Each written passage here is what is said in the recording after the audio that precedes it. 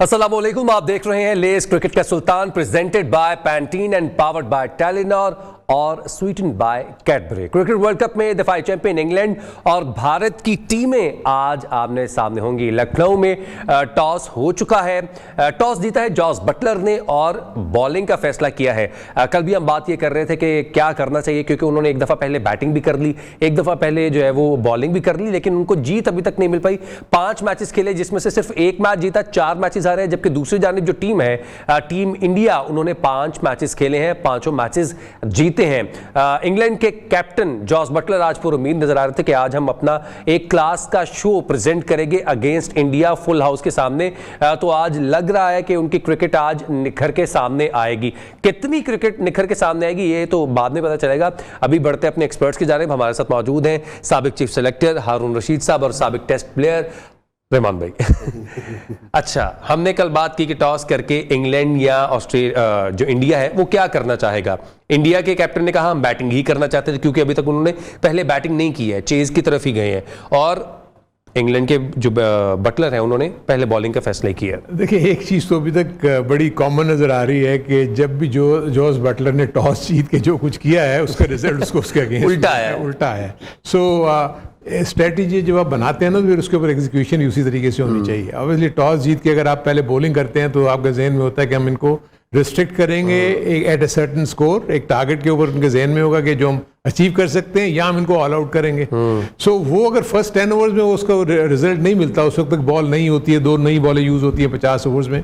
सो swing और सीम का भी इनको होता है एग्जेन में कि यूँ थोड़ा सा मॉइस्चर होगा, पिच फ्रेश बनी हुई होती है, सो कुछ हेल्प मिल जाएगी। लेकिन क्योंकि दोपहर का मैच है, सुबह तक जितना भी जो पानी जो कुछ भी होगा हो सकता है आज वहाँ 30 डिग्री का टेम्परेचर है, हीट होगी, मौसम कदरे मतलब पिछले से बेहतर है। एक जो सबसे बड़ा फ़र्क है इस ग्राउंड में वो ये है कि इसकी रेड सॉइल है। अच्छा। और जो दूसरी पिचेस हैं इंडिया में उसमें ब्लैक सॉइल है। सो ये रेड सॉइल जो है ना, इसमें गेंद पड़ के स्पिन बहुत होता है। सो हमने पिछले मैचेस में भी देखा था कि अच्छा खासा स्पिनर्स को हेल्प मिली। इवन जो नीदरलैंड का जो मैच हुआ था अगेंस्ट शायद श्रीलंका के, वहाँ भी हमने देखा था कि पहले 2 ओवर के बाद स्पिन होना शुरू हो गया था। सो ये एक्सपेक्ट किया जा रहा था कि शायद इंडिया अपनी टीम में अश्विन को भी डाल लेगा, लेकिन क्योंकि इतना उन्होंने अच्छा कॉम्बिनेशन ने पे किया हुआ है पीछे कि शामी ने आते ही जो 5 विकेट्स लिया, आप उसको ड्रॉप करने का फिर बंदा सोचता नहीं है। लेकिन पहले बैटिंग करना मेरे अपने नज़दीक एक पिच के ऊपर अच्छा होता है। रन्स ऑन द बोर्ड हो ना तो फिर सेकंड टाइम जो आप अगर बॉलिंग करते हो और अगर ड्यू फैक्टर ना आए तो आपके पास इस बात के इम्कान रहते हैं। प्लस इंग्लैंड बैटिंग में ही तो स्ट्रगल कर रही है, बिल्कुल। इवन ना सिर्फ ये कि बॉलिंग में, बैटिंग में भी वो स्ट्रगल कर रही है, उनके बैट्समैन इतना रन्स नहीं कर रहे। सो इंटरेस्टिंग बैटल होगी। इंडिया ऑब्वियसली पावर हाउस है, बैटिंग बहुत अच्छी कर रहे हैं, हर बैट्समैन उनका फॉर्म में है। लेकिन यहाँ पर अगेन वही जो हम बात करते हैं 50 ओवर्स पूरे खेलेंगे, 50 ओवर्स पूरे खेलेंगे तो समवेयर अराउंड अबाउट 270 प्लस का टारगेट अगर आप देते हैं। एवरेज स्कोर यहाँ पर 249 है पहले बैटिंग करते हुए। रोहित शर्मा के लिए गुड टॉस टू लूज है। मेरे ख्याल में कि बटलर के लिए अच्छा है कि वो टॉस जीते। अच्छा, मैंने कल भी बात की थी कि इंडिया ने बहुत सारे मैचेस इस वर्ल्ड कप में ज़्यादा चेज किया है, तकरीबन सारे मैचों में, तो उन्होंने अभी तक फर्स्ट बैटिंग नहीं की। और दूसरा कि इंग्लैंड की मेरा ख्याल है नंबर 10 के बाद उन पर कोई प्रेशर नहीं है। दे नोज के दे आउट ऑफ वर्ल्ड कप, तो मेरा ख्याल है वो डिफरेंट क्रिकेट क्या तो वो पहले दिन से अच्छी क्रिकेट खेलना चाह रहे हैं। वो क्या तो पहले दिन से ही रहा है कि हम ये करेंगे वो करेंगे, लेकिन वैसी टीम उसका साथ नहीं दे रही।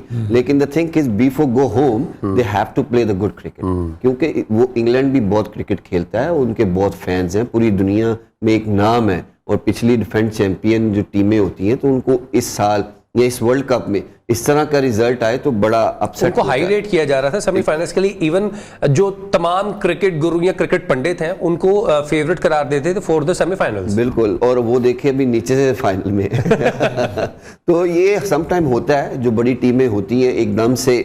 और मेरा ख्याल है उनकी टीम में हम अक्सर बात ये भी करें, कल भी किए कि इंजरीज के बहुत शिकार थे। तो एक कप्तान के लिए 15 प्लेयर्स 14 में से 2 इंजर्ड हो जाएं तो फिर टीम ही बिखर जाती है। तो दूसरा इनका टीम कॉम्बिनेशन भी नहीं बना। पिछले कई मैचों में इन्होंने चेंजिंग करते रहे, कभी उसको जब टीम कॉम्बिनेशन नहीं बनता फिर आपकी विनिंग रेशो भी नहीं बनती। तो इन्होंने इंडिया जैसी पिचेस पे 2 स्पिनर्स ही नहीं खिलाए। आप देखेंगे हर टीम 2 स्पिनर 3 पे भी गई है कई मैचों में, और आज जैसा पिच है इस पे टर्न बहुत होता है तो इस पे, लेकिन इंडिया इसलिए नहीं गई कि इंडिया की बॉलिंग बहुत अच्छा परफॉर्म कर रही है। शामी ने जो आके उनको 5 विकेटें दिलाई वो विनिंग था, लेकिन इंडिया की जितनी लंबी बैटिंग है ना तो अगर ये 50 ओवर खेलती है तो मुझे लगता है कि 350 वो बना सकते हैं। और उनकी बैटिंग फॉर्म में है, स्पेशली रोहित शर्मा ओपनिंग बहुत अच्छा स्टैंड देके जाते हैं। पहले 10 ओवर में तो वो बॉलर को 3-4 गेम्स हो गई हैं कि वो अपने 60-70 रन अच्छे बना के टीम को कंफर्टेबल जोन में छोड़ के जाते हैं। आगे के राहुल बड़ा अच्छा फॉर्म में है, कोहली बहुत अच्छा फॉर्म में है। अभी तो इनकी नीचे उस जडेजा ने आके नीचे उस दिन 30-40 रन अच्छे ऐड किए। तो इनकी बैटिंग स्ट्रेंथ भी वैसी है जिस तरह इनकी बॉलिंग स्ट्रेंथ है।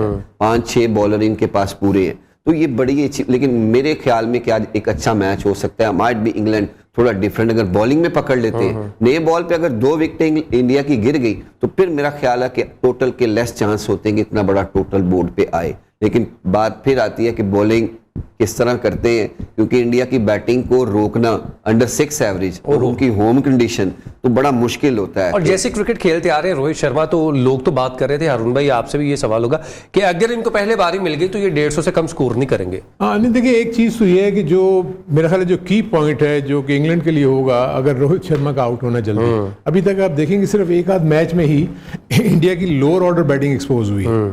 तो ये मिडिल ऑर्डर को भी इतना ज़्यादा मौका नहीं मिला, क्योंकि कोहली जो है ऊपर से लीड कर रहे हैं, रोहित शर्मा लीड कर रहे हैं, शुभमन गिल भी थोड़ा कंट्रीब्यूट करके जाते हैं। सो केएल राहुल, यानी ये 3-4 जो प्लेयर्स हैं इन्हीं की अभी तक ज़्यादा बैटिंग आई है। तो ये एक एस्पेक्ट हो सकता है अगर अर्ली विकेट्स ले लेते हैं तो नीचे वाले एक्सपोज होंगे, और उनको क्योंकि अभी इतनी मैच प्रैक्टिस में बैटिंग नहीं मिली हुई तो मे बी चांस है। लेकिन द थिंग इज कि क्या इनके मीडियम पेसर्स जो हम देख रहे हैं अभी तक तो कोई बहुत ज़्यादा आउटस्टैंडिंग स्टफ अभी तक इन्होंने शो नहीं किया, ना अपनी लाइन और लेंथ को मेंटेन कर सके हैं। वुड के ऊपर बहुत ज़्यादा इंतजार किया हुआ था, अभी तक वो बहुत ज़्यादा एक्सपेंसिव शो हो रहे हैं। आई थिंक सिवाय उसके लेग स्पिनर के आदिल रशीद के मोइन को भी खिलाया था। आई थिंक प्रॉब्ली यहाँ पर तो मे बी थोड़ा स्पिन मिले, और वो उनके पास वही मेक शिफ्ट वो होते हैं, वो उसको लिविंगस्टन को भी बॉलिंग करा लेते हैं, कभी कभी वो रूट भी बॉलिंग कर लेते हैं। सो होपफुली कि अगर ये आज इंग्लैंड ने जीतना है तो उनको यानी रिस्ट्रिक्ट करना होगा। फील्डिंग की सपोर्ट बहुत ज़रूरी है कि बॉलर्स को मिले, अगर बॉलर्स अच्छी लाइन और लेंथ पे बॉलिंग करते हुए नजर आए।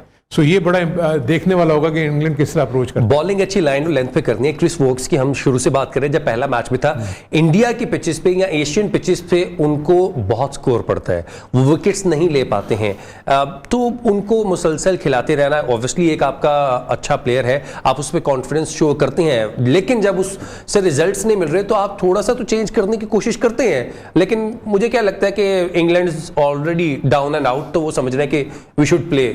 मेरे ख्याल में कि जब आपको पता होता है बेंच पे भी उस तरह के प्लेयर्स नहीं है और इंजरी भी है, तो फिर एक बॉलर फिट है तो why not go for with जो आपका मेन स्ट्रेंथ होती है। लेकिन माय पॉइंट ऑफ व्यू कि जब ऐसी गेम्स मैंने बहुत सारी देखी इस वर्ल्ड कप में कि जो आखिरी 10 ओवर में जिनके पास विकेट इन हैंड्स है ना, वो बड़ा अच्छा टोटल बहुत अलग कैपिटलाइज किया। और चेज में भी अगर जिनके पास विकेट इन हैंड्स हैं 10 ओवर आखिरी स्पेशली वो मैच जीत रही हैं, और जिनके पास शुरू में पहले बैटिंग जिनकी है वो 300 प्लस रन बना रही है। तो जिनकी जल्दी आउट हो गई हैं विकेटें वो फिर कोशिश करती हैं 300 भी मुश्किल से हो। मेरे ख्याल में हारून भाई ने भी यही बात की है कि जितनी जल्दी अगर इनकी पहली 2 विकेटें इनको मिल गई तो इंडिया भी कोशिश करेगा कि हम जैसे इस ग्राउंड की चीज़ें हैं कि 249 हाईएस्ट स्कोर है, तो अगर अर्ली ऑन पकड़ लेते हैं तो 250 के अंदर इनकी बैटिंग पकड़ी जा सकती है, क्योंकि आप प्रेशर डाल सकते हैं। तो पिच पे अगर टर्न भी मिल गया तो आप मोइन अली, आदिल रशीद ये बहुत अच्छे बॉलर हैं, इसके पास रूट भी है, फिर लिविंगस्टोन भी बॉल करता है आके, तो आपके पास फिर सारी मिक्स एंड मैच चीज़ें हो जाती हैं। लेकिन ऑब्वियसली इंडिया होम कंडीशन का एडवांटेज तो लेता है, उनको पता है टर्न को कैसे किल करना है, they very good against the spin.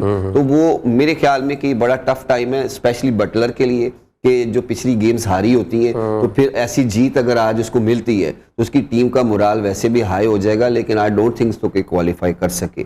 लेकिन जो अच्छी टीम है उसको जाते जाते वो जरूर होता है कि ये दिल में जरूर बात होती है कि अच्छे एंड नोट पे खत्म किया जाए। आप बात आ रहे थे कि जो इंग्लैंड की बॉलर्स हैं वो सारे अच्छे हैं, लेकिन हारून भाई बैटर्स अगर इंडिया के देखे जाएं, क्योंकि उनकी पहली बैटिंग है, रोहित शर्मा, शुभमन गिल, उसके बाद आएंगे विराट कोहली, उसके बाद केएल राहुल, और आप देखेंगे जैसे जैसे नीचे आप आते जाते हैं स्ट्रेंथ आपको बढ़ती नजर आती है। तो आपने कितने प्लेयर्स को आउट करना है और टारगेट कितना सेट होना चाहिए? देखिए उसमें ये होता है कि इसमें तो कोई शक नहीं कि वो बैटिंग पावर हाउस है। आज जिस पिच के ऊपर मैच हो रहा है ना, वो पिच नंबर 4 है जो कि उन्होंने जो प्लान किया था। पिच नंबर 4 से हुआ ये है कि एक साइड की बाउंड्रीज बड़ी हो गई हैं 70 प्लस, और एक साइड की बाउंड्री जो है ना वो छोटी हो गई है, इवन बिलो देन 60। अच्छा, सो इस पॉइंट ऑफ व्यू से भी लोग मतलब ऑन साइड की जो बाउंड्री है वो छोटी होगी। ये नहीं, एक साइड जैसे ऑफ साइड है, अगर फॉर इंस्टेंस एक एंड से आप ऑफ साइड पे खेल रहे हैं तो ये ऑफ साइड बड़ी है और ऑन साइड छोटी है, जब दूसरे एंड से खेल रहे हैं तो ऑफ साइड छोटी है और ऑन साइड बड़ी है। सो इसको देखते हुए भी अब थिंक बैट्समैन को प्लान करना होगा कि वो कैसे करते हैं कैसे नहीं,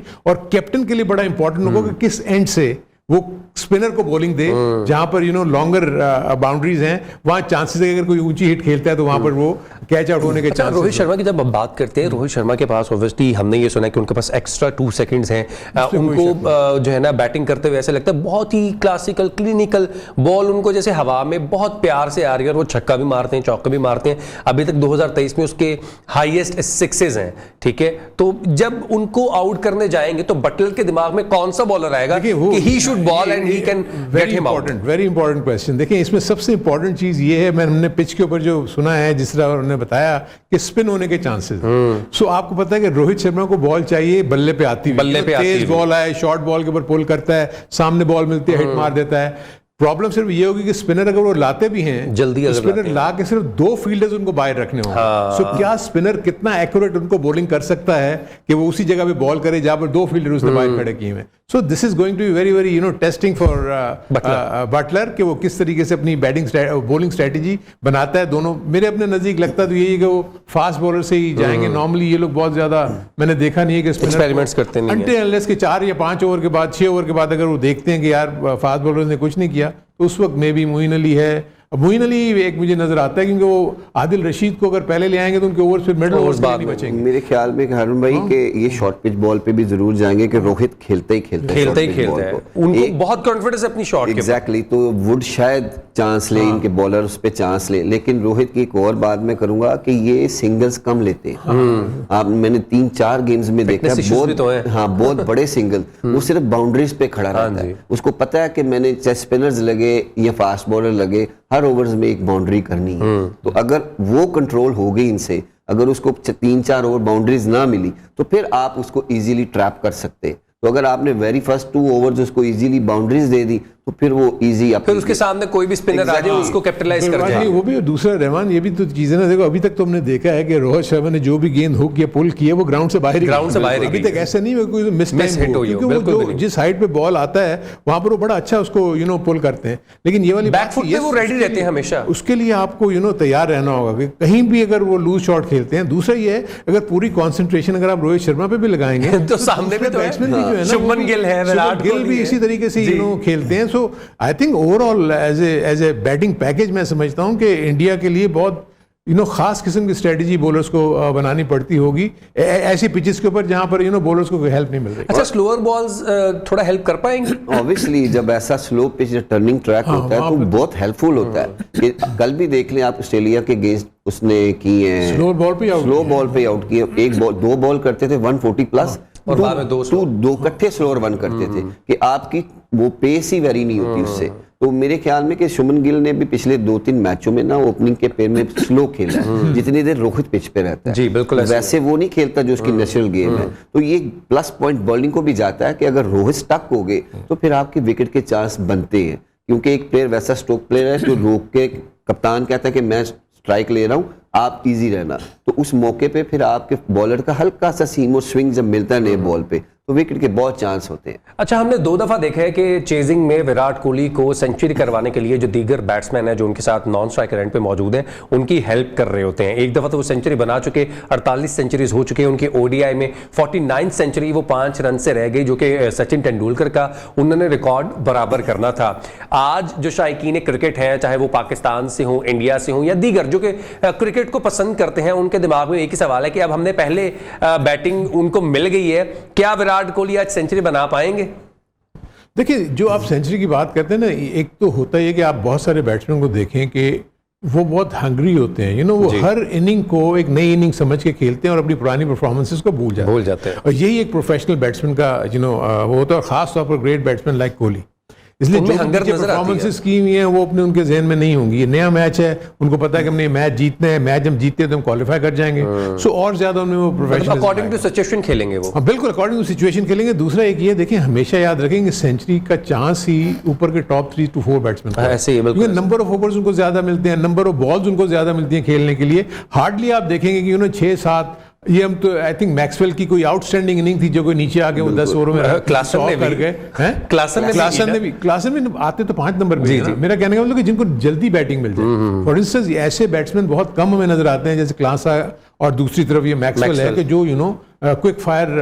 जेम्स फॉकनर ने भी इंडिया के खिलाफ इंडिया में लगातार सेंचुरीज मारी थी, नंबर 6 पे आ जी, गए। तो वो उसमें कि नंबर ऑफ बॉल्स अगर 30 ओवर से पहले अगर कोई आउट होकर उनको मिल जाता है तो 30 ओवर इनफ होते हैं, क्योंकि बस 180 बॉल्स में आप रन्स कर सकते हैं। सो हमें ये एक्सपेक्ट करना चाहिए कि इंडियन बैटिंग अपनी होम सॉइल के ऊपर अच्छा खेलेगी, लेकिन स्टिल ये पिच अगर किस तरह बिहेव करना शुरू कर देती है with the passage of time, freshly rolled pitch है, तो अभी तक तो मैं समझता हूँ कि 20 ओवर तक तो कोई इतना प्रॉब्लम नहीं होना चाहिए। डू यू थिंक कि आज सेंचुरी के लिए जाएंगे या फिर टीम को जितवाने के लिए जाएंगे? क्योंकि ऑब्वियसली हमें तो ये लगता है कि वो सेंचुरी करें और हम उनको प्रेज करें। सिचुएशन माइट भी, अगर बहुत जल्दी बारी आती है तो बहुत चांस होते हैं। अगर पार्टनरशिप 10-20 ओवर अगर बारी आपकी 35वें ओवर के बाद आए तो में आती है तो कोई चांस नहीं है, लेकिन फिर भी वो स्टिल पॉजिटिव रहता है। उसको जितने बॉल मिलते हैं वो अपनी इनिंग को खुद बहुत एंजॉय करता है और दूसरों को एंटरटेन भी करता है। ये तो बहुत अच्छी बात है। वो ऐसा प्लेयर है कि वो हर मौका ढूंढता है।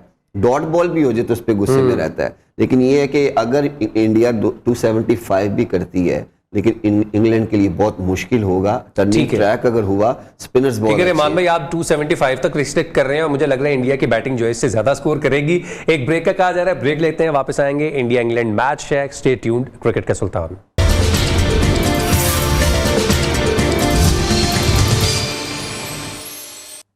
Welcome back. You are watching Lay's Cricket ka Sultan, presented by Pantene, powered by Telenor and sweetened by Cadbury. और लखनऊ का स्टेडियम भी पावर्ड बाय जो है इंडियन क्राउड है, पूरा ब्लू नजर आ रहा है। बैटिंग शुरू हो चुकी है। पहले की 2-3 बॉल्स देख के वो रोहित शर्मा रेडी हैं फॉर द इन स्विंग, क्योंकि नेचुरली उनको ज्यादातर आउट होते हमने देखा है कि जो लेफ्ट हैंडर बॉलर है उनको इन स्विंग लाता है, उनके पैड्स पे हिट करता है। लेकिन विली ने 3-4 बॉल जो भी की हैं वो आउटसाइड द ऑफ स्टंप शायद ट्रैप करने की कोशिश हाँ, नहीं, वो यही कर रहे हैं कि ऑफ स्टंप के बाद स्टांस उनका चेंज करें, उसको थोड़ा सा रूम जो है वो भी उसको इन टू माइंड्स रखने की कोशिश कर रहे हैं कि गेंद वो इन स्विंग को तलाश कर रहा है, लेकिन गेंद ज्यादातर बाहर ही रह रही है। लेकिन एक जो 3-4 बॉलों में जो हमें एक चीज नजर आई वो ये थी कि उसका बॉल पिच का जो बाउंस था वो इनकंसिस्टेंट था। एक बॉल जो है वो हाइट होके वेस्ट हाइट कैरी किया और कीपर ने पकड़ा, और दूसरा उसने काफी लो किया। सो ये शो करता है कि with the passage of time अगर इसमें ये वेरिएशन आ गया बाउंस में तो बैटिंग को इतनी आसान नहीं होगी। तो आई थिंक इंडियंस अगर 4 से 5 ओवर अगर खेल जाते हैं उसके बाद अपना जो है ये रीथिंक करेंगे कि इनको क्या टारगेट रखना चाहिए, क्योंकि इस वक्त तक की जो सिचुएशन है इसमें तो अगर ये 260-270 प्लस कर जाते हैं तो और उसके बाद इंग्लैंड के लिए थोड़ा मुश्किल हो जाएगा।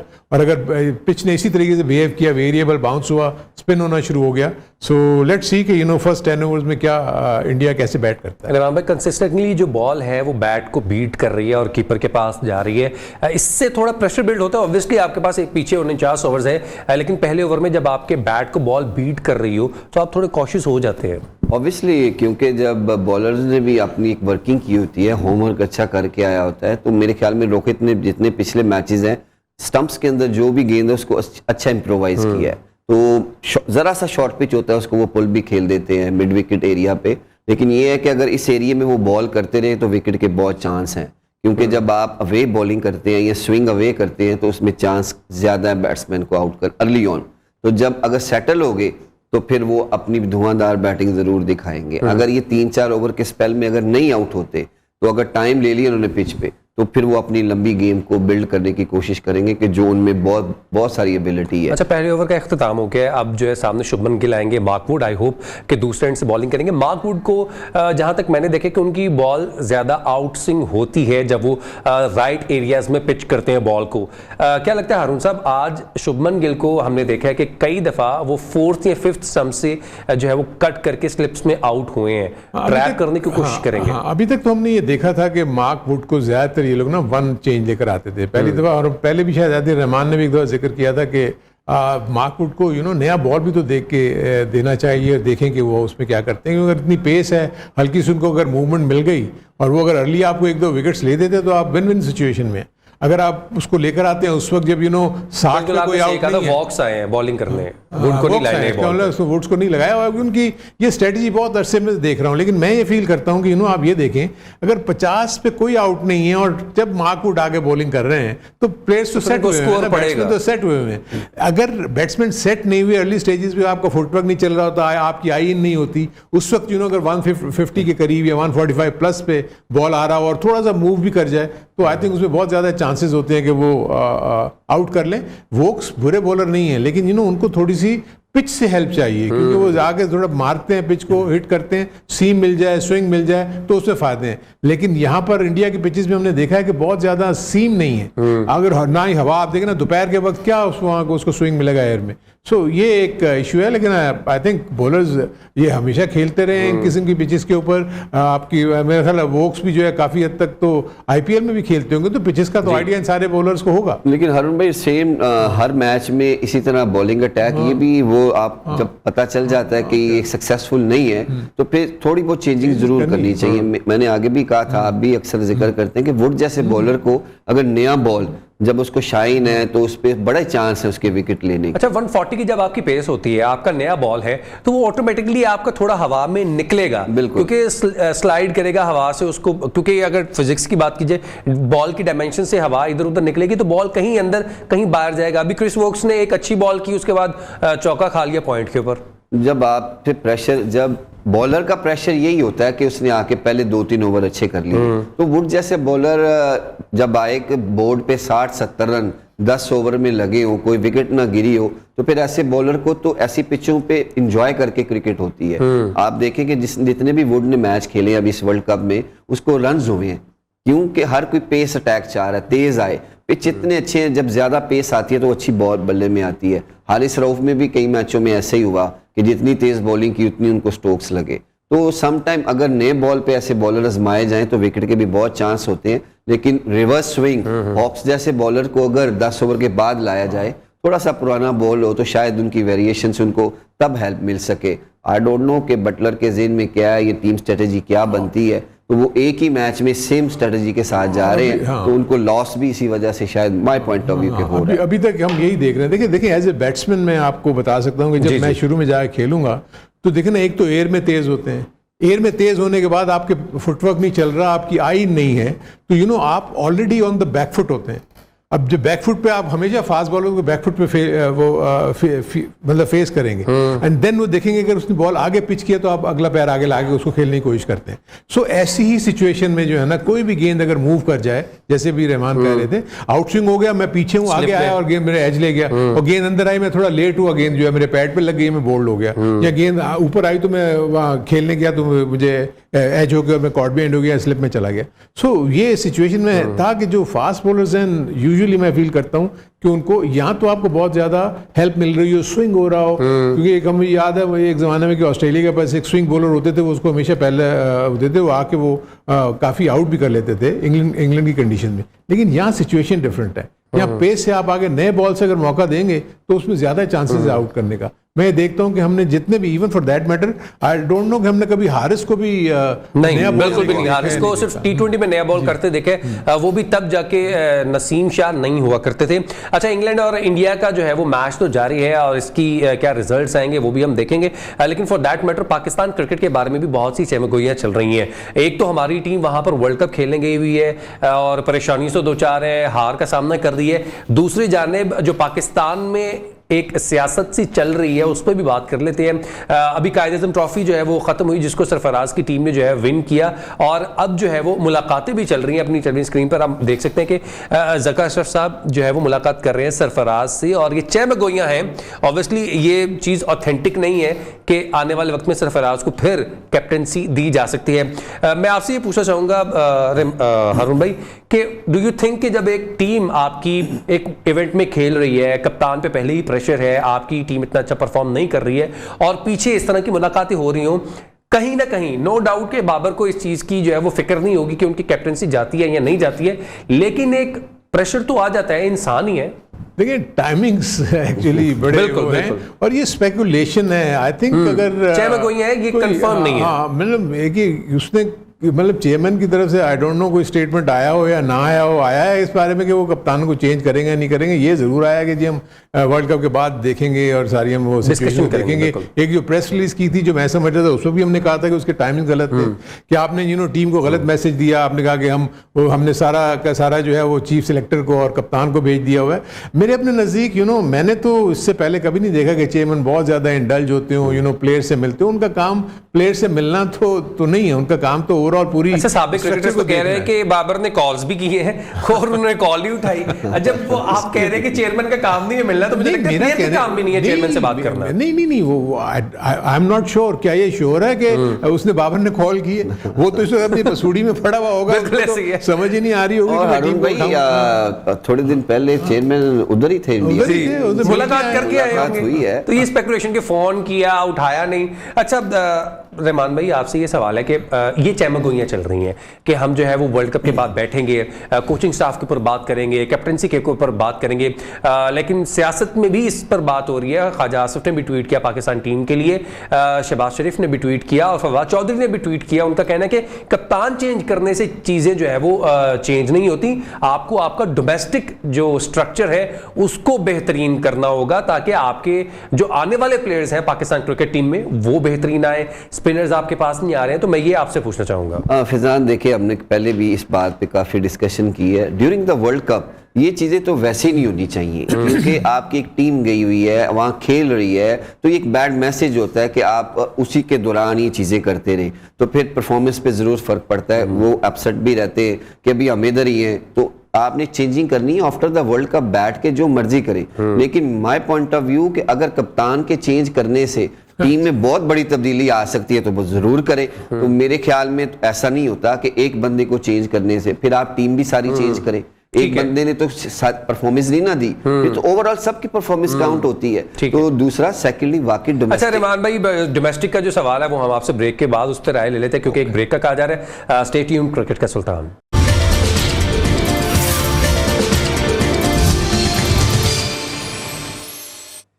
अस्सलाम वालेकुम, लेटेस्ट क्रिकेट का सुल्तान आप देख रहे हैं, presented by Pantene and powered by Telenor और स्वीटन बाय कैडबरी। ब्रेक पे जाने से पहले हम एक सवाल छोड़ के गए थे रहमान भाई के लिए डोमेस्टिक क्रिकेट के हवाले से, लेकिन इंडिया इंग्लैंड का जो मैच चल रहा है उसमें 4 ओवर्स कंप्लीट हो चुके हैं। 26 रन बनाए इंडिया ने और अभी अभी शुभमन गिल आउट हो चुके हैं क्रिस वॉक्स की बॉल पे। Back to the question, domestic cricket के स्ट्रक्चर को ठीक करने के लिए अब बाहर से आवाजें आना शुरू हो चुकी हैं। पीसीबी में तो पहले बात होती ही है, लेकिन अब बाहर के दीगर इदारे या दीगर जो लोग हैं वो बातें कर रहे हैं। कब नजर आएगी इनको ये चीजें, कब ठीक होंगी? ये अगर नहीं करेंगे ना बट तो फर्स्ट क्लास वैसे ही हमारी बहुत नीचे है। तो लगता तो यही है कि ये चीजें करने से बहुत अच्छी क्रिकेट हो रही है। माय पॉइंट ऑफ व्यू कि उस तरह डोमेस्टिक क्रिकेट नहीं हो रही, एक बात। दूसरा, जितने भी हमारे करंट प्लेयर होते हैं ये डोमेस्टिक क्रिकेट नहीं खेलते। हारून भाई भी माशाल्लाह पिछले 8-10 साल इस स्ट्रक्चर में रहे हैं, तो इन्होंने आई डोंट नो कि वो चीज़ें की होंगी कि नहीं की होंगी। लेकिन एक और चीज़ ऐसी है कि पिछले 15 से 20 साल में वही कोचेज इनको रोटेट करी जा रही हैं, तो वो मॉडर्न डेज हैं। If we want to follow the modern days तो फिर हमें नई चीज़ें करनी पड़ेंगी, नए कोचेज। जरूरी नहीं है कि हम बाहर से कोई बंदे लाएं तो वही ठीक कर लेंगे। पाकिस्तान में बहुत सारी चीज़ें हैं, पाकिस्तान में बहुत सारे प्लेयर्स हैं जिन्होंने लेवल भी किए हुए हैं कोचिंग कोर्स के, तो व्हाई नॉट कि आप मॉडर्न डेज के जिन्होंने अभी छोड़ी है क्रिकेट उनको लड़कों के साथ लगाएं। ये इकट्ठे खेले भी हुए हैं, ये अच्छी एक म्यूचुअल अंडरस्टैंडिंग बन जाती है। तो जब आप ये चीजें करेंगे तो फिर ही क्रिकेट को फर्क पड़ेगा। नए बंदे लाएंगे जो करंट खेले हुए हैं, वो फिर इनको इंसिस्ट कर सकते हैं कि ये डोमेस्टिक खेले ही खेले। ये जो पुराने कोचेज हैं ये इंसिस्ट भी नहीं करते, 2 प्लेयर आ जाते हैं। कुछ कोचेज तो ऐसे भी हैं दे नेवर प्ले क्रिकेट, उन्होंने क्रिकेट को भी नहीं खेला तो वो कोचिंग कर रहे हैं। तो मॉडर्न डेज में मॉडर्न बच्चों को अगर कोचिंग, वो बंदा जो खेला ही नहीं है तो अगर लेवल 1 आके कर जाए या 2 कर जाए, तो अगर क्रिकेट चखी भी नहीं है कभी ग्राउंड में तो वो नहीं कर सकता। अच्छा, ग्रैंड ब्रैडबर्न ने भी मेरे ख्याल 1 से 2 ही ओडीआईस खेले और उसमें कोई अच्छी उनकी परफॉर्मेंस नहीं थी, जो कि इस वक्त हमारे साथ कोचिंग स्टाफ में है टीम पाकिस्तान के। हारून भाई बात आ गई उधर ही, बिल्कुल ऐसी। हारून भाई, रहमान भाई ने अभी जो बात एक पॉइंट रेज किया है कि you been in the system, आपने इन चीज़ों को क्लोजली वॉच किया हुआ है। क्या चीज़ें डिफरेंट करने की जरूरत है फॉर द टीम पाकिस्तान, क्योंकि ऑब्वियसली इस वर्ल्ड कप के बाद क्रिकेट खत्म नहीं हो रही है। ये जो भी बैच चल रहे हैं ये अप्रॉक्सीमेटली 2027-28 तक चलेगा, उसके बाद नई लॉट आनी ही आनी है। नई लॉट क्या तैयार हो रही है? देखिए, एक तो जो रहमान ने बात की, आई थिंक इसने one aspect of the structure को टच किया जिसमें कोचेस की बात की जी। ड्यूरिंग माय टेन्योर हमने कोशिश ये की थी कि जितने भी जो रिसेंटली रिटायर्ड क्रिकेटर्स हैं उनको बुला के कोचिंग कोर्सेज किए जाएं। इसमें दो सेगमेंट्स हैं। एक वो लोग हैं जिन्होंने बाहर से कोचिंग प्रोग्राम्स किए हुए हैं और वो आके यहाँ पर करना चाहते हैं। उसमें से मेरा ख्याल है शायद रहमान ने भी किया हुआ होगा, अभी यासिर अरफात ने भी शायद वहाँ से किया है। भाई भी मैंने पीसीबी का लेवल, उसका आईसीसी का लेवल 3 किया है। इन्होंने आईसीसी किया हुआ। यहाँ पर जितने भी लोगों ने पीसीबी, अब क्योंकि आईसीसी के अंडर में ही कोचिंग कोर्सेज करवाते हैं, तो उसमें ये सही कह रहे हैं कि 15 से 20 साल में जो लोग कोचेज लगे हुए हैं उनकी आउटपुट या उनकी जो रिजल्ट्स हैं वो ऐसे जैसे नजर आए। दूसरा जो सबसे बड़ा एस्पेक्ट है ना, वो है आपका डोमेस्टिक का स्ट्रक्चर। हम पिछले 30 सालों से हम इसी इसमें घूम रहे हैं कि हम डिपार्टमेंट्स को और रीजन्स को मिला के खिला दें, हम डिपार्टमेंट्स को रीजन्स को अलग अलग कर दें। जब भी डिबेकल होता है हम यहीं पर घूम रहे होते हैं। 3 साल के बाद वर्ल्ड कप में हम आ रहे, देखा डोमेस्टिक क्या कर रही है जी, ये तो मिलके खेल रहे हैं डिपार्टमेंट और रीजन। कमेटी कहती है इनको अलग अलग कर दें, इनको अलग अलग कर देते हैं। फिर जब हारते हैं फिर कहते हैं अब क्या हो रहा है, कहेंगे जी और अलग अलग खेल रहे हैं, और कहते हैं नहीं जी इनको मिला के खिला। सो हम उसी जगह के ऊपर रोटेट कर रहे हैं। मेरे अपने नजदीक जो बेस्ट सोल्यूशन ये है कि जितने भी इस वक्त जो फॉर्मर क्रिकेटर्स बैठे हुए वहां बातें कर रहे हैं, हम देखते हैं कि हर कोई बंदा क्रिटिसाइज कर रहा होता है, कोई सोल्यूशन भी तो दे। मेरे अपने नजदीक एक बड़ा ब्रॉड बेस्ड सेमिनार होना चाहिए जिसमें सबको बुला के कोई ना कोई लाया अमल। आप देखेंगे जी एसोसिएशन क्या कर रही हैं, आप देखेंगे डिपार्टमेंट्स क्या कर रहे हैं, किसका क्या रोल है। ये तो बहुत बड़ी डिबेट है जो आपने बिल्कुल डोमेस्टिक की जो डिबेट है, इस पे लबकुशाई करने के लिए जितना भी वक्त हो उतना ही कम है। और ऑब्वियसली जो आपने एक पॉइंट रेज किया कि इस पे क्रिकेटर्स, साबिक क्रिकेटर्स बैठ के बात करें तो वो ज्यादा बेहतरीन होगा। इंडिया और इंग्लैंड का जो है वो मैच जारी है, इसका रिजल्ट क्या होगा रात आपसे मुलाकात होगी 11 से 12। तब तक के लिए अल्लाह हाफिज, देखते रहे न्यू न्यूज।